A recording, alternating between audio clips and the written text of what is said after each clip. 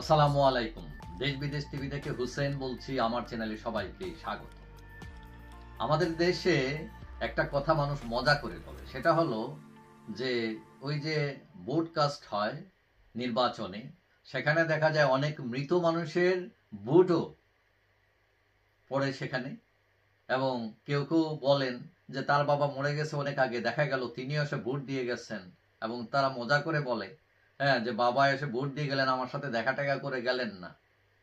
তো এই কথাটা এই জন্য বললাম যে আমাদের দেশে অনেকেই মনে করছেন যে আওয়ামী লীগ নাই, শেষ। কিন্তু তারা যদি মরে যায়, তারা যদি ওই কি বলা যায়, তারা ওই কবরস্থ হয়ে যায়, কিন্তু হঠাৎ করে করে তারা কিভাবে ফিরে আসে ওই মৃত বাবার মতো। এখন গতকাল শুক্রবার আমরা দেখলাম যে বর্ষবরণের প্রস্তুতি হিসাবে যে শেখ হাসিনার বিকৃত মুখাবয়ব তৈরি করা হয়েছিল চারুকলায়, ঢাকা চারুকলায়, যা দিয়ে শেখ হাসিনাকে স্বৈরাচারের সিম্বল হিসাবে দেখানো হয়েছিল, সেটা গত রাতেই পুড়িয়ে দেওয়া হয়।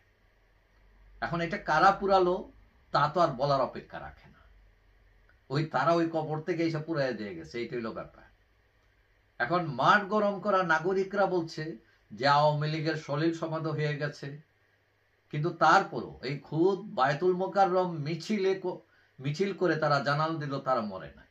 জাতীয় স্মৃতিসৌধে জয় বাংলা স্লোগান দিয়ে তারা জানান দেয় তারা মরে নাই।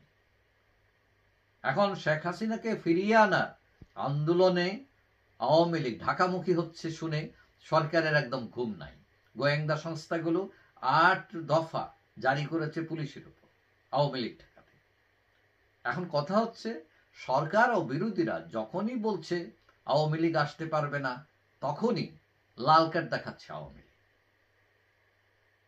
খোদ আদালতের বারান্দায় পুলিশের সামনেই জয় বাংলা স্লোগান দিচ্ছে তারা। কেউ কেউ বলছেন আওয়ামী লীগ এখনো লাল কার্ড দেখায় নাই, তারা দেখাচ্ছে হলুদ কার্ড, সতর্কতা।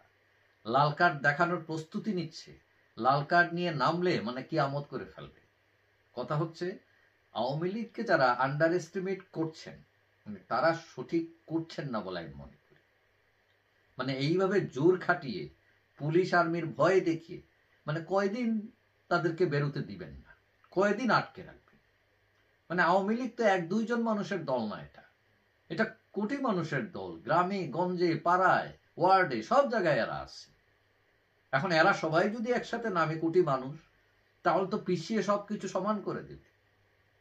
তবে হ্যাঁ, বিগত ১৫ বছর আওয়ামী লীগ যেমন উন্নয়ন করেছে, তেমনি অনেক লোক আওয়ামী লীগের খুব অন্যায় করেছে। তবে এদের সংখ্যা মানে লেস দেন 1%।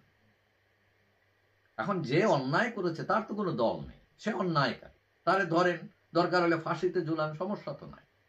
কিন্তু কথা হচ্ছে, আপনি গণতন্ত্রের কথা বলে কারো যদি কথা বলার অধিকার নষ্ট করে দেন, সমাবেশ করার অধিকার খর্ব করেন, এবং সেইটা করে আবার গণতন্ত্র প্রতিষ্ঠার কথা বলেন, তাহলে এই বিষয়টা কিন্তু বুমেরাং হয়ে যাবে। এবং এটা মনে রাখতে হবে, একদিন কাঠগড়ায় আপনাকেও দাঁড়াতে হতে পারে। এবং এটা মোটামুটি ১০০% নিশ্চিত। ওই কথায় আছে না, পাপ বাপকেও ছাড়ে না, এটা ভুললে চলবে না। যাই হোক, সবাই গণতন্ত্রের প্রতি শ্রদ্ধাশীল হওয়াটাই দরকার, দেশের জন্য, মানুষের জন্য। যাই হোক, সবাই ভালো থাকবেন। আশা করি দেখা হবে অন্য কোনো ভিডিওতে ইনশাআল্লাহ। আল্লাহ।